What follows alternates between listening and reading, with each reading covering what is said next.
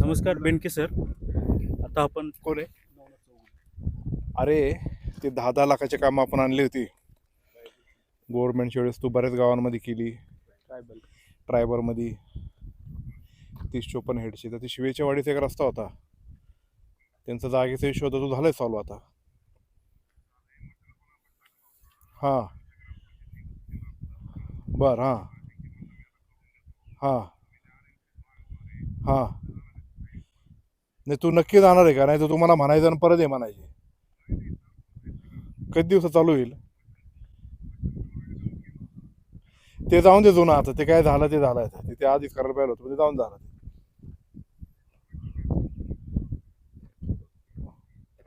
नाही नाही, तू उद्या जाशील, चालू कधी करशील तू? 8 दिवसांनी सांग मला, पण मला डेट फिक्स सांग.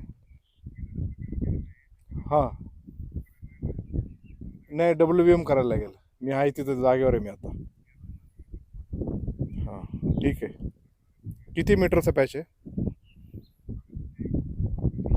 किती लेंथ किती? हां, 1,200. आणि विड्थ किती आहे? विड्थ किती विड्थ?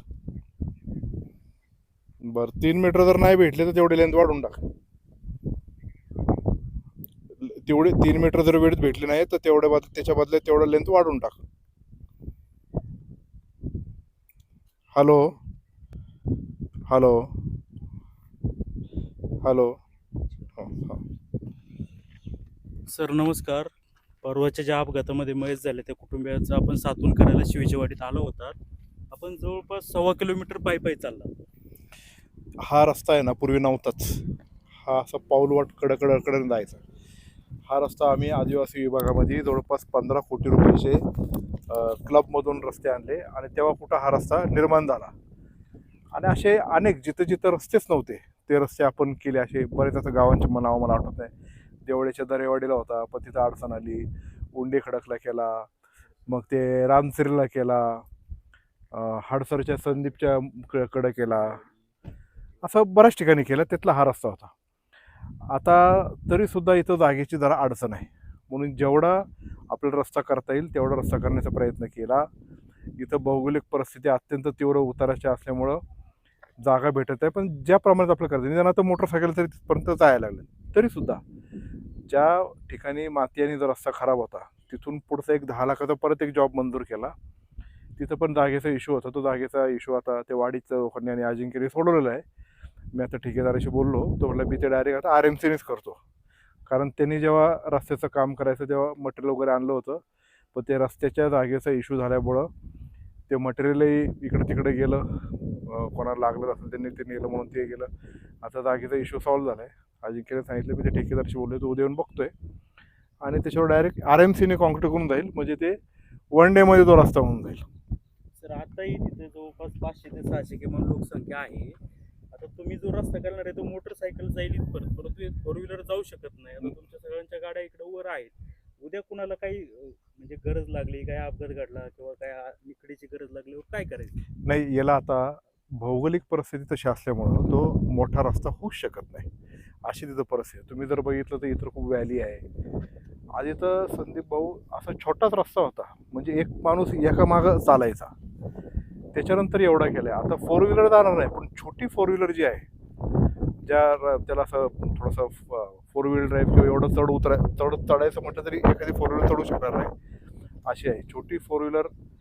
जी समजा छोटा ट्रॅक्टर असेल किंवा छोटी एखादी गाडी असेल ज्याला ताकद जरा जास्त असेल तीच येऊ शकते. निदान एवढा तरी आपण याच्यामध्ये यश प्राप्त केलेलं आहे. इकडे जर बघितलं तर हा मानेडोसा रिंग रोड आहे, त्याच्या खाली लगेच असा स्टीप स्लोप आहे. इतर ठिकाणावरून ॲक्सेस जिथं जिथं मिळेल तिथं तिथं आम्ही रस्ता केलेला आहे. आता मुंडेवाडीला बी रस्ता नव्हतो, तिथं आपण किती खर्च केला? 1 कोटी खर्च करून मुंडेवाडीपर्यंत केला. इथं यांच्या 2 ठाकरवाड्या आहेत, मागणेवाडी आणि दुसरी वाडी ती वरची मागणेवाडी का असं एक छोटी मोठी आणि छोटी आहे, त्याच्या घरापर्यंत तिथं केला. तिथं आम्हाला काही घरं पाडायला लागले. म्हणून विकासाचा निधी मला माझ्या कार्यकाळामध्ये जिथे जिथे देता येईल तो करण्याचा प्रयत्न तर केलेलाच आहे, पण अशा काय अडचणीला का थोडंसं ते राहून जातं. पण तरी पण लोक ही जी आहे ही माझ्या निवडणुकीला माझ्या मागं ठामपणे उभी राहिली. त्यांनी काय बाकीचं काय इतर काही गोष्टी पाहिल्या नाही, पण ते राहिले का तर त्यांच्या सगळ्याच गोष्टीसाठी मी त्यांच्याबरोबर होतो हे त्याचे ते साक्षीदार आहे आणि त्यांनी ते जाणीव पण ठेवली.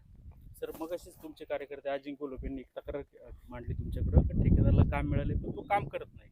मी आता फोन केला, आता तुम्ही फोन केल्यानंतर तो करू म्हणतो. इतकं दिवस का लागतात हे ठेकेदारांना काम करायला? नाही ठेकेदाराने आता कसे आता काही ठेकेदार चांगले तर काही असे जरा उलटपालट करत असतात. आता त्यांनी मटेरियल टाकलं, त्याचं मटेरियल इथून गेलं. आता कुठे गेलं, शेवटी एवढे दिवस माल इथं पडला, कोणाला लागलं ते ने खडी ने वाळू असं काहीतरी झालं असणार आहे. आणि तेव्हा पण त्यांनी केलं असतं, पण तो असं म्हणाला की तेव्हा जागेचा इश्यू होता आणि खरंच इश्यू होता. नाही तर तो चालू करण्याच्या आधी झाला होता. पण ते जे रखडले ते रखडलं. आता जागेचा इश्यू सॉल्व्ह झाला आहे. त्याला आपण सांगितले पुढचे 7-8 दिवसात तो करून देतो असं म्हणाला. तो उद्याच आता इथे येतोय. अरे आरामशीने करून म्हणजे 1 डे होऊन जाईल तो. ठीक आहे, आता कामांमध्ये जरा प्लस मायनस होतच, पण तिथून मार्ग कसा काढतील तो करण्याचा प्रयत्न आपण करतोय.